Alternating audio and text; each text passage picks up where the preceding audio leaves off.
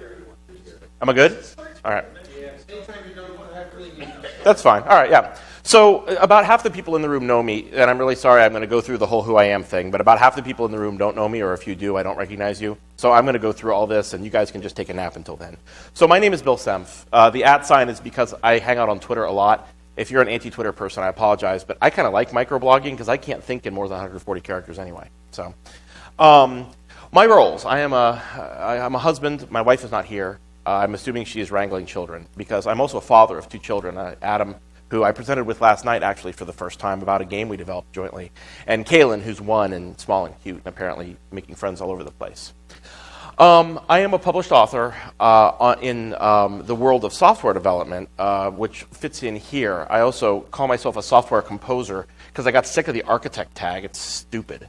But that's actually, if you look at resumes, that's what I am. I'm the kind of guy that sits in between the business analyst and the developer team and figures out how to do all the stuff. We ought to put the data in the database and not store it in text files because that's bad. Stuff like that. That's what I do for a living. And I'm an independent. Gabrielle and I own our own company, and I just bill hours to whoever feels like paying and having me around. I got the term software composer from this book, which I strongly recommend everybody here read. It's actually a 136-page children's book about software engineering.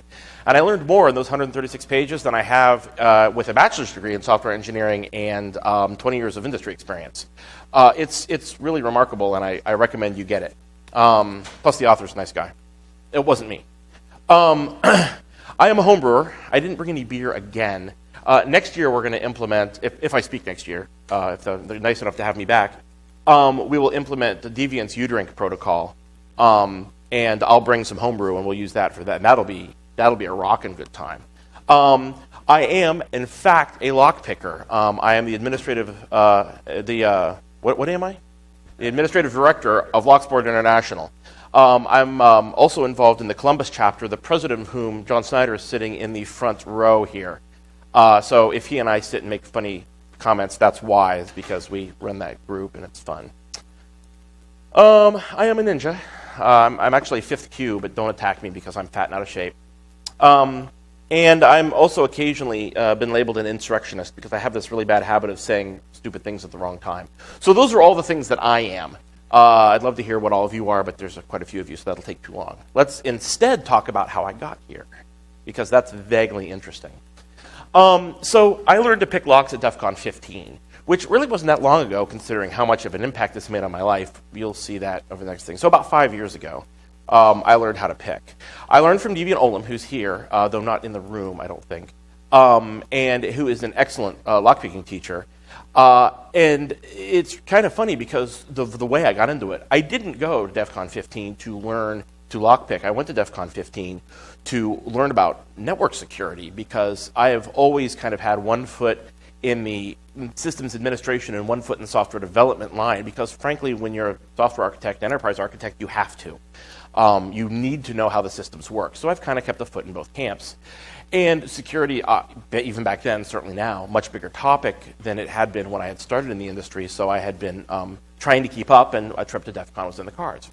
Gabrielle was with me. This was pre-kids. Gabrielle was with me, and no, it wasn't pre-kids. My parents kept at them. And she was just like wandering around doing legal and privacy stuff. She's an accountant by trade. And so I'm in the middle of some session, and she calls my cell phone. Pick it up. What's going on? I'm in the middle of the session. She goes, "You have got to come up here. They're teaching us to pick locks." I was like, no, you've got to come up. So I go up, and I go, anybody ever been to DEF CON in the Locksport Village? Oh, good, so you know what I mean. It's this tiny room filled with sweaty teenage bodies. It's miserable. And then there's this long table with one of the hotel white tablecloths on it, and Deviant Olem's sitting on the other side of it, and Gabrielle is this blonde chick is sitting directly across from him, completely surrounded by these sweaty white teenage boys. And it was quite a view. But she had been there for 4 hours, and he had just been teaching her steadily more and more and more. And there was a bottle of Jack Daniels sitting next to them that apparently had been purchased new by her in order to keep him sitting there, which was now half empty. So that was my introduction to lockpicking. And since then, I've learned that it actually gets worse. So I came back to Columbus, and the martial art I study, ninjutsu, it has a stealth entering component to it, so I thought, wow, it'd be kind of cool to learn how locks work and don't work, so I'll teach my martial arts group. And we started getting together every couple months and picking locks for fun and learning new stuff, and got in touch with LI, and Columbus LI was born. I then met Doug Farr, who's the president of Locksport International at DEF CON 17, and he, in a drunken stupor, promoted me to the administrative director of LI, which basically means Doug's bitch. Anything that he doesn't feel like doing, I get to do. And that's worked out okay, I guess, in the long haul. Anyway, so after that, I did something relatively smart, which is unusual for me. We started out with about 12 guys in the lockpicking group. We just met at my house, which is a nice big house. But when it got to 20 and then 25 and then 30, it got a little too big for my house, and we ended up like sitting on the deck and going downstairs. It was a mess. So I started looking for a hacker space. Well, there isn't really a network-style hacking space in Columbus, but there is the Columbus Idea Foundry, which is a maker alliance, very similar to Maker Faire. Maker Faire Cleveland? No, it's not Maker Faire. It's Maker something. Maker Alliance in Cleveland. It's the same thing. 26,000 square foot of cool tools that you couldn't afford and couldn't fit in your basement if you could. And I went to Alex Bandar, who runs that, and said, hey, listen, I've got this group of lockpickers. I'd love to meet at your shop. How much? And he said, I'll tell you what. If you teach a lockpicking class here, because that's what they do most of these, teach classes and their stuff, I will give you the space for free. And I went, oh, well, that works fine for me. So we ended up moving there. Everything worked wonderfully. And over time, John took over the group. And we're still meeting at the Idea Foundry, and I'm still teaching there. And that's kind of where the basis of this talk comes from. Because what I'm doing now is, like I said, I'm teaching normal humans about once a month, sometimes twice a month, a lockpicking course, more or less using Deviant Olem tools, basic slide deck. For those of you who are familiar with Locksport or lockpicking, or may have gone to one of the physical security seminars at, say, DerbyCon or DEF CON or something like that, you've probably seen the deck. It's been kind of a collaboratively edited deck that's been floating around for probably 7 years now, of just basic picking with some really nice animations that people have put together over time and just gathered together. Scalar Towns had a piece in it, Deviant's had a piece in it, I've had a piece in it. There's all these little things that have gone in. Now it's like 290 slides long. And that's basically what I teach from, is that deck, just more or less using it as a textbook. But I'm teaching normal people. Frankly, mostly it's artists, makers, engineer-type people that tend to go to those maker alliances. And that is what I have been doing. I have also been doing the Columbus branch of LI. John runs it. I help because I got a lot of the stuff together. And we've been doing all kinds of stuff. We use, as all the LI chapters do, we use meetup.com so people know what's coming up. We pre-schedule our topics. Last month I wasn't there, but you did pick making or security pins? Pick making last month. The Wednesday we have a meeting actually, and we're talking about repinnable locks. And we just get together a couple little things and do a little bit of a presentation, and then we sit around and pick locks and drink beer for a couple hours. It's a good time. And there's John's back. Nice of me to show your best feature there. Anyway. So, what else am I doing? I'm still the administrative director of LI. Ostensibly, that means I'm in charge of managing membership. So if once somebody contacts LI and wants to get a chapter started, I talk to them about what it means to have a chapter started, help them get organized, get their gear together, get started, find a place, and get members in. So since I started, and this isn't because of me, this is just to give you an idea of the work that I've done, we went from like 5 chapters to now I think 13, including one in Singapore, which I'm trying to get like LI to fund a emergency trip out there to help them or something, but that hasn't happened yet. Anyway, so that's been an interesting thing. Some of the real luminaries of Locksport are involved. The guy who runs Serapic, whose name I've forgotten, is one of the board members in LI. John King, who built the Metacoder, he's one of the board members of LI. I'm honored by the company. Anyway, I'm also, mostly through the Foundry, but other stuff, and with John too, taking Locksport villages out to the people, very similar to the one that we have here. We take our gear, we just teach people in the public about locks and Locksport and the fact that this is really a hobby and we're not just a bunch of thieves. For instance, here's a picture of me teaching at the woodworking show. Now, the reason why I was at a woodworking show of all places was because the Idea Foundry was invited, because they do a lot of woodworking at the Idea Foundry. They're a maker alliance. The reason why I was there, the reason why I was there was because John just has wisdom teeth out. But the reason why Locksport International was there was because the guy who runs the woodworking show says, yeah, our membership, they're kind of tired of woodworking. So we'd like to have some other stuff there. But this is the woodworking. Anyway, so it's really interesting to teach 90-year-old guys that have been working in the craft for their entire lives how to pick a lock. That was a treat. And yes, of course, I'm a pick pusher as far as the last of things that I'm up to. I am, as with most people in Locksport, fund most of the activities, buy locks and beer and such like that, by selling picks to people who learn from us.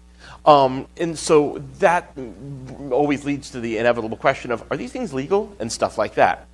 So all of this stuff comes together to all of these things I've been involved with over the past 5 years kind of come together to show me some really worthwhile topics that I actually wouldn't mind just discussing in general. We have a small enough crowd here, about what kind of things you can learn about the public viewpoint of security by using Locksport as kind of a gateway drug. And that's where I've been kind of thinking for the last 18 months or so, is judging people's reactions to certain things and trying to break down a couple of key points about how people view security, how people view information security and physical security, because I get to feed them things like, you're not as secure as you think. This lock is basically a do not disturb sign. People who want to get through a lock will. They can do it without you knowing. And even if they don't care about that, you realize that a crowbar will open this, or that fancy lock on your front door doesn't do you any good if you've got a window next to it. So the responses that I get from people have kind of driven me to create this list of things that I've maybe gleaned from the experience, and I wanted to share them and then get some feedback. So let's do that. The first most important thing is that people are actually interested in security, not just lockpicking. They're actually interested in security. They're interested in the psychology of security, and they're interested in the physical technique of security. I've taught, I think, about 30 lockpicking classes at the Foundry, and I cap them at 10 so that I can keep hands-on experience with these people. And I have never had one yet fail to sell out. They all sell out within a couple days of going up on the website, not because I'm an awesome teacher, trust me, but because people are genuinely interested. Wow, lockpicking, huh? And yes, okay, part of it is the draw of what Locksport, what the thought of picking a lock is. I mean, let's face it, probably the reason we're all in the room is that everybody's had that on their bucket list. I mean, it's one of those things you just want to know how to do. But also, once they get in there and they realize that it isn't just, okay, let's pick a lock, let's talk about security in general and how to be more secure and how to understand what different kinds of security are. If you've seen the presentation, you know there's handcuffs in there, there's forensics in there, there's all kinds of things in there. You find out that there is a genuine interest in security. Once the picking is learned, there are many questions just generally on the topic of security. Amongst some of our groups, we get in very complex discussions about what it means to actually be secure versus just being private, for instance. It's I don't know. It's something that I've drawn out of that we've taken like I said, just a generic group of people, and we have found out that they are honestly interested in and would like to learn more about security. Locksport is actually a pretty decent analog to information security as well. You think about keeping people out of things. I mean, that's what a lot of information security is. And even if they get in, you want to know how they got in, when they got in, and who they were. And learning about locks actually is real similar to that topic. You get a lot of, you're basically trying to keep people out of things. There are levels of security. And you want the system to be such that if somebody gets in, you can tell that they got in so that you can respond effectively.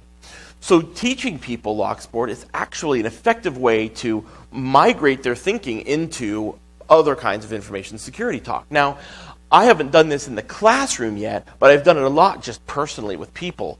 The people that I teach who are already infosec people and that I teach Locksport to, or lockpicking in general, I will take them and say, okay, so let's figure out what we where the merges are between what we're doing here and what you're doing in information security.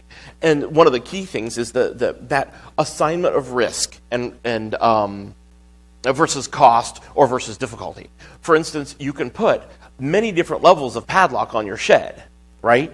But there comes a point when the lock is so expensive or so difficult to maintain that it's worth more in either time or money than what's inside the shed. So do most of us put, these, some big fancy Sergeant Greenleaf lock on our shed? No, because honestly, if somebody steals our lawnmower, we're only out $80 anyway, and we don't care. So that kind of assignment also appeals on the infosec side, which is an interesting discussion in and of itself.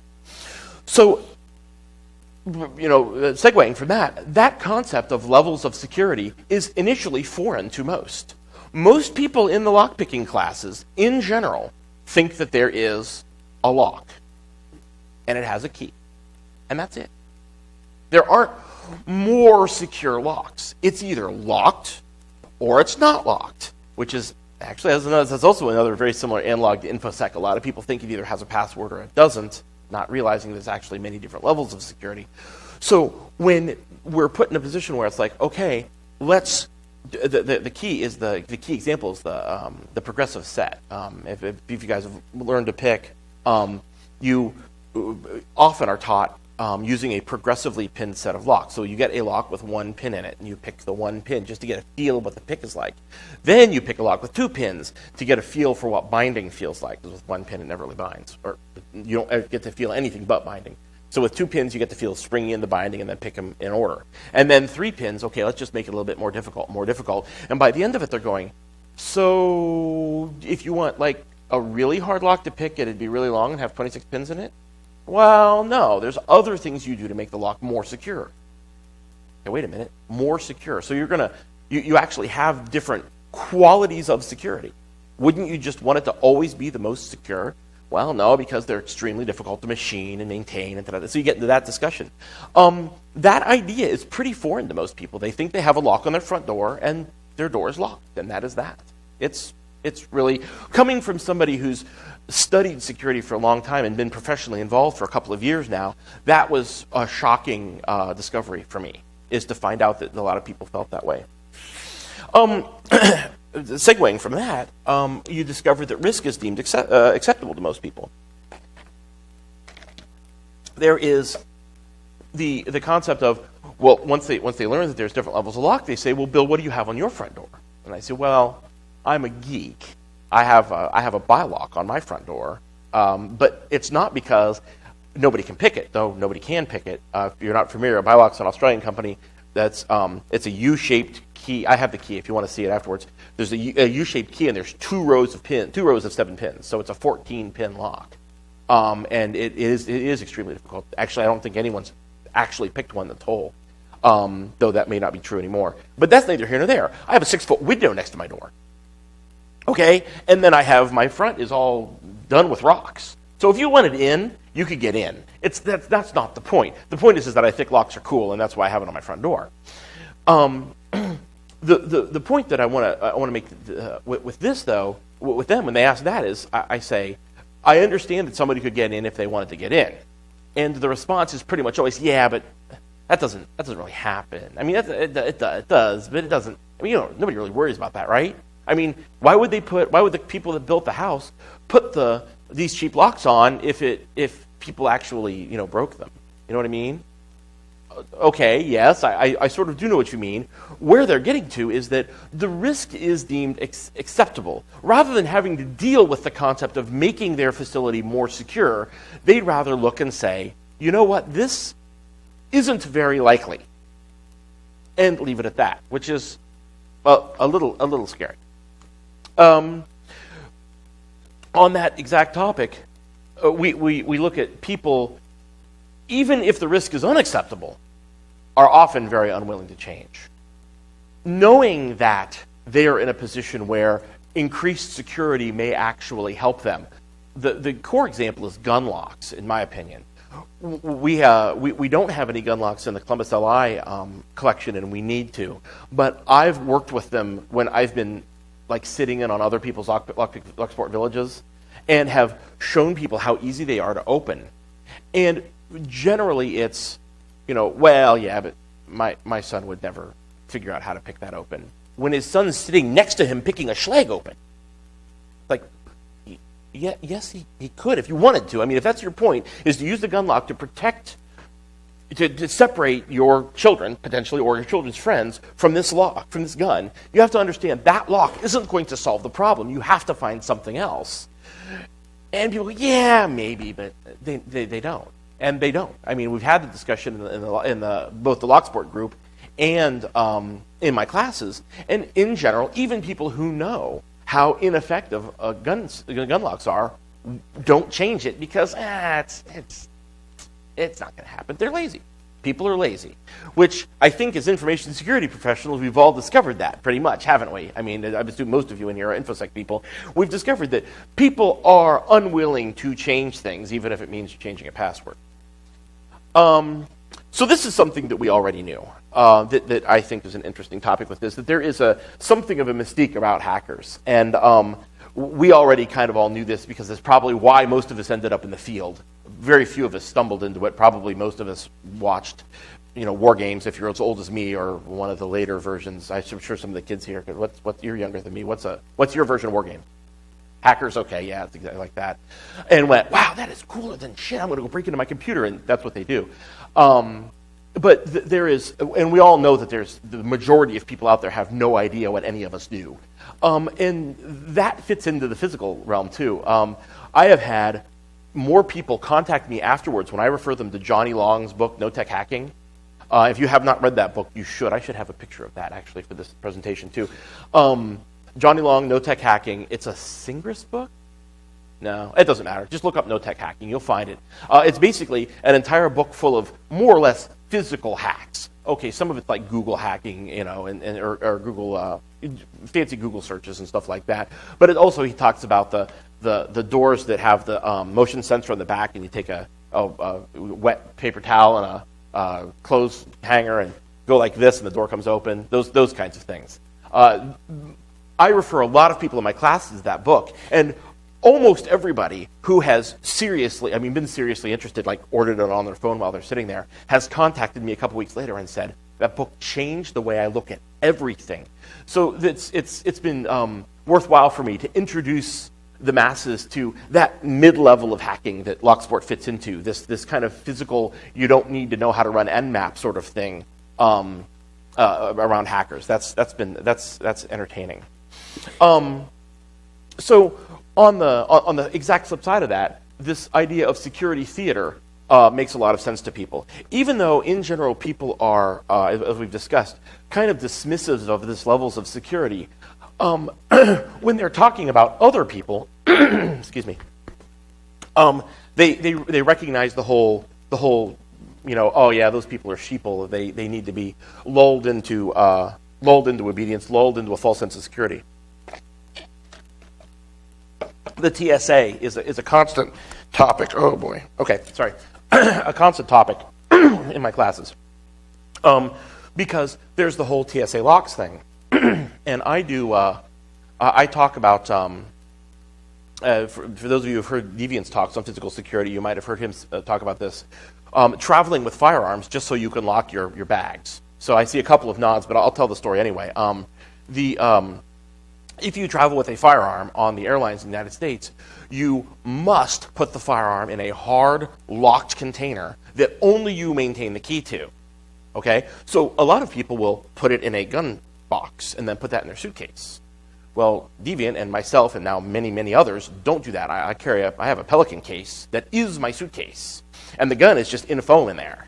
And I go to the front and say, I'm traveling with firearms today, and open the whole thing. Then I put 2 alloy 25s on the outside. This container locks, not really pickable. So if somebody wanted in my bags, they would, I would know, because they would have to cut the locks off. That's the only way they would be able to get in. But the discussion with people about that leads to this whole, TSA, they're just putting on a show to make people less intelligent than those of us sitting here feel safe. And it's interesting that with all the problems surrounding security, that idea still comes into play with the people that I've been teaching Locksport to. It's one of the mysteries of all of this, as it were. So this is another statement that I think anybody who's been working in infosec for any length of time would agree with. It's very much true that people don't trust what they don't understand. As it turns out, doing security right, whether it be infosec or physical security, is hard. It's hard. There's a lot of stuff you have to think about, a lot of really evil things you have to consider. You have to consider people wanting to do bad things to you, which is not the kind of thing people want to do. They don't understand why people would behave that way. And so they just don't think about it. They don't consider it. They don't like to have to do actions based on those types of thoughts. And I don't know. I find that fascinating. Even though the statement itself is pretty obvious. So there is also this general consensus, and this goes very much back to the infosec world as well, is that security makes things harder to do. So let's step back for a second to the traveling with firearms example. The question I get every single time when I tell that story in lockpicking classes is, but isn't that a lot of trouble? You have to go get your bags manually. You're stepping out of the normal line of things. Isn't that a pain? Aren't you making your life more difficult? I'm trading a little bit of convenience in exchange for, not letting some, teenage minimum wage worker dig through my bag whenever they want to. I think that's a fair trade, don't you? But the answer is pretty much no. Going back to people being lazy and rejecting change, they just view much of that next tier of security as an inconvenience. That, I think, is something that we as a community need to start getting rid of, and I'll talk about education later, but in the conclusions. But I can say it now. Definitely, and this story is told so often in infosec conferences that I don't even feel good saying it again, but it's true. User education has to be our number one goal, whether we're teaching people about Locksport and trying to make it not watered down milquetoast, but not elite. Leave it at the level where people are challenged but understand. In order to raise the bar for everyone, that needs to happen in infosec as well. And me being involved in security, software security now for several years, I'm recognized that analog between the Locksport world and the infosec world is very, very tight.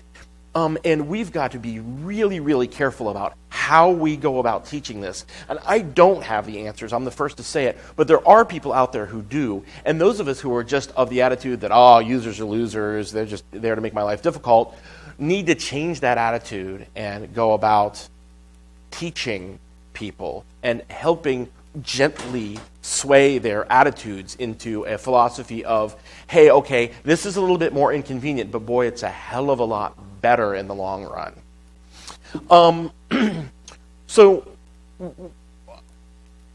we talk, we call ourselves hackers in the information security industry a lot of times. And what we mean by that, and often we'll strenuously tell people, is that hackers are creative problem solvers. And that is extremely true. I mean, you look at the people that are at this con, for crying out loud. It's a bunch of people who really have these remarkable abilities to look at a problem and think at it from many different angles, come up with an orthogonal solution that solves the problem and solves other things at the same time. It blows me away. I'm actually not that terribly good at that. I am not a particularly good out-of-the-box thinker. I'm not a particularly good hacker. I'm just a good organizer of ideas, which is why these people let me come to these conferences and talk to you all. I'm actually one of the people that thinks that out-of-the-box thinking is hard. But you, as a group, need to remember how hard it is, because you've all forgotten, because you do it every day. But for us plebs, it's rough. And you go, yeah, we'll just do this and this and this. It's like, oh man, I mean, I will tell people all the time, like in airports, I will remind people, hey, you might want to sit with your back to a wall because you're surfing your bank's website and there's 9 people standing behind you looking. And they're like, what are you talking about? I mean, the concept that they might be shoulder surfed is a revelation to many people. And that's just day-to-day operation for infosec people. That's how you get your information to do pen testing and such, or problem solving in general. So anyway, that's just an interesting topic right there. On the other hand, from that though, not everyone is actually dense about that, and it makes our job that much more difficult. Oftentimes, when I give software presentations about computer software, which I do a lot, I am not God's gift to programming at all. Like I said before, I'm just a good organizer of ideas. I spend most of my time up here thinking. Those of you who have given presentations know how this works. You've got one mechanical side of your brain that's giving the presentation, and then there's a little voice in the back of your head going, "Your fly's undone," or whatever. And that little voice in the back of my head when I'm doing software presentations is, "These people don't care. They don't care." Because you can see that one guy sitting, in the middle of the 6th row or whatever, who's falling asleep, and you're thinking, that guy just gave a presentation on like the 300 level of this topic in the other room. Why is he in here? And you feel, I really need to, up the game of the presentation for that guy. But see, that's not really true. But that mixed level of philosophies about security makes our job much more difficult in the infosec world. Because some people are too concerned about security. They're so focused on it, they want to, make it more difficult for other people to keep the riffraff out. And the point is the riffraff have to be able to use the system. We can't lock them out. They need to be able to use it. So our message needs to be tailored for a very broad stretch, and that's extremely tough, but I think it's a challenge we're all up to. Let me do this here for a second so my voice doesn't get bad. So, if you watch the news, it seems like everybody's been robbed and beaten, right? But if you live your life, it's often, I don't want to start storytelling on this level, but it often happens that you get a group like this together and nobody even knows anyone who's ever had a significant security problem. It's actually not that common in any kind of security. We're all in the infosec business, and we know how these automated bots are taking over machines and stuff like that, and that's changing the face of the industry compared to actual people breaking in.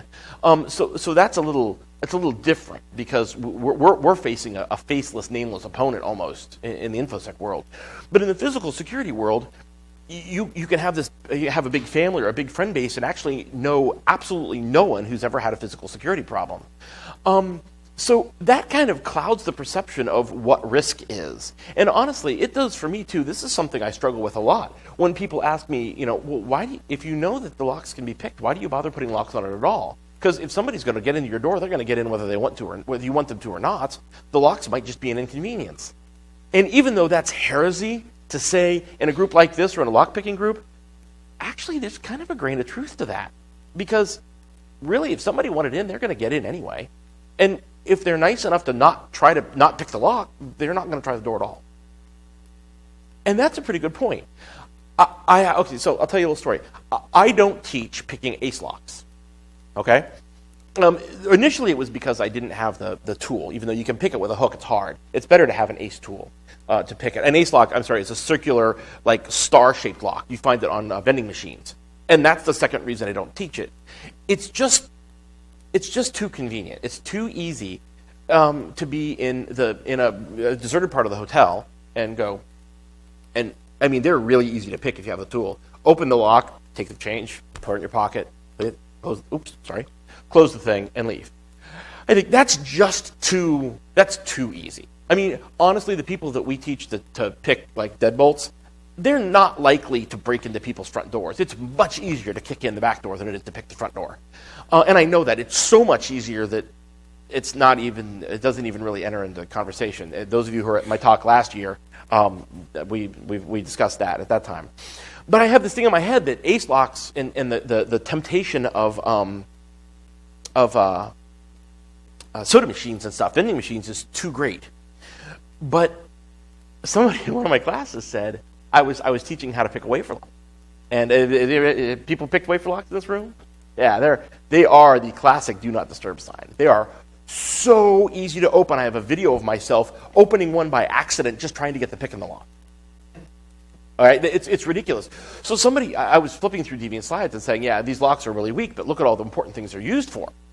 And this girl was in my class and said, these are used for file cabinets. I went, yeah. She goes, well, what about like HR records and stuff like that? I said, you're right. Yeah, think about stuff like that. She's like, man, this is really easy. Is this really common knowledge? And I said, my normal pat line, well, it's not really common knowledge because a lot of people don't know you can pick locks, but those people who know that locks are pickable know where to get the information. So it's literally security by obscurity. There's a whole group of people out there who don't think that you can pick a lock. But the group, that smaller percentage who do, they know where they can get the information. And she says, because you're showing people how to do this. I can see, that's pretty low barrier to entry to just pop open the HR files at work and take a look at somebody's pay grade. And I went, wow, that's actually easier and less risk of getting caught than the ace lock and the soda machine thing. What am I doing here? So that's I went off a bit of a tangent with that, but the end game to this is that we've got to kind of ask ourselves what level we're going to teach and how we're going to broach these topics to the users that are using it and then the people who need to administer it. It's a tough topic. I don't pretend to have the answers, but it's worth bringing up. I kind of covered this in the last slide by accident, but we have a problem with the media, both internal to our industry and external to the world when you're talking about the lockpicking world. There is nothing worse than your local news station getting a fire and brimstone, end of the world is nigh kind of security person to talk about lockpicking. I don't know if you've ever had that happen in your city, but the bump locks thing was the one that happened in Columbus, and I guess Channel 10 did a thing on it, and it became like all this stuff, and they interviewed the manager at Lowe's to say, why are you selling these locks if they're so easily bumpable? And the guy's like, it's I don't know. So, and that's a danger within our industry too, because we have a habit of only watching news or reading about the bad things that happen, and we have this clouded perception as to what reality is actually like out there. The fact is that Anonymous isn't hacking into most of our systems. Like I said, we're facing this nameless, faceless threat of these automated hacking systems, and that's kind of where our focus should be. But instead, our focus is on the much sexier world of the advanced persistent threats and stuff like that. So maybe there's some adjustment in focus that has to occur in the Locksport or in the infosec world, just like it has to occur in the Locksport world. So what this all boils down to is there's a lot of tough questions. A lot of tough questions that I don't have really fantastic answers to, but that figuring out what does and doesn't work as far as both security itself and also educating users is really quite tough. And I don't think anyone has effectively answered either of those questions yet. I would put it to the InfoSec community, those people who are sitting quietly doing their jobs well, that you need to take a step and join the group conversation that's out there, because a lot of the discussion out there in many of the podcasts and in many of the blogs is of that fire and brimstone type, or of the users or losers type. Those of us who are actually going out and doing good security need to open our mouths and join the conversation, or turn on your speakers and join the. So I touched on this. I touched on this a little bit earlier. That it's this fact makes it doing that much more demanding, because we are talking, and I like I said before, to this huge breadth of people, some of whom legitimately get it and don't need to be told again, some of whom are over the top, ridiculous, have a draconian view of the world of security, and some people who are genuinely clueless, not in that, please teach me kind of way, but in that, nothing's going to happen to me, leave me alone, you're making my life more difficult kind of way. Finding a message that's suited to all of those is something that the whole community has to work at. It's true in the Locksport community, and it's true in the infosec community. So overall, my thoughts are that most of what the infosec community thinks about public perception of security appears to pretty much be true. A lot of the things that I've said here probably weren't very much of a surprise. You probably maybe hadn't phrased them in the same way or hadn't thought about them from the same angle, but probably a lot of you had already thought some of these things before. But what we need to take from this is that it's not just an infosec problem. I've kind of come about this from the halfway point, because me not being an actual security professional, I'm a software developer who happens to write the security layer of a lot of pieces of software. I don't interact with people very much. So the discovery that this world of physical security, and by teaching Locksport, had all these analogs in the infosec world was kind of a revelation to me. And it should be kind of a call to arms to you to realize that it's not a pinpoint problem. It isn't your company. It isn't your company's culture. It isn't your user group's culture. It is maybe a global culture. And we need to take a few steps and see if we can broaden awareness and broaden the pool of people who are providing the content. And then the third thing that I really take out of this is that Locksport is an awesome gateway drug to understanding security. And I think that if you know how to pick, and you have access to some resources, or you have a Locksport community in your town, like the Cleveland Locksport group, or in Columbus, you come talk to John and I for LI. There's a group in Cleveland. There's a group in there's a group in Cincinnati. There's a group in Dayton. If outside, there's many other groups as well. Bringing them in, doing a lunch and learn with your company about lockpicking is an awesome way to start the conversation about security in general. And you may learn some of the things that I learned that we've talked about here today, and be able to turn the conversation to, hey, look, there's some analogs here to the kinds of things we're facing with our network, with our business in general. Let's talk about what that means now that you've experienced some of the reality of physical security. So that's me.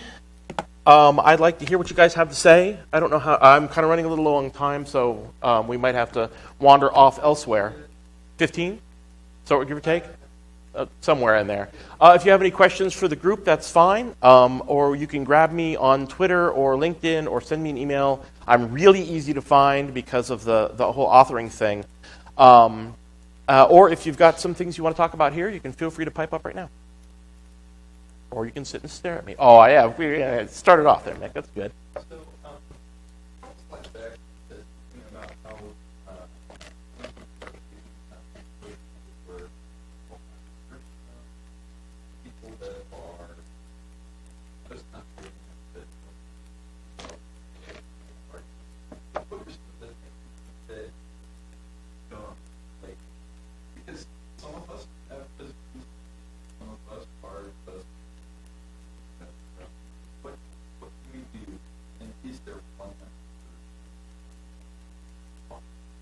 That is an awesome question.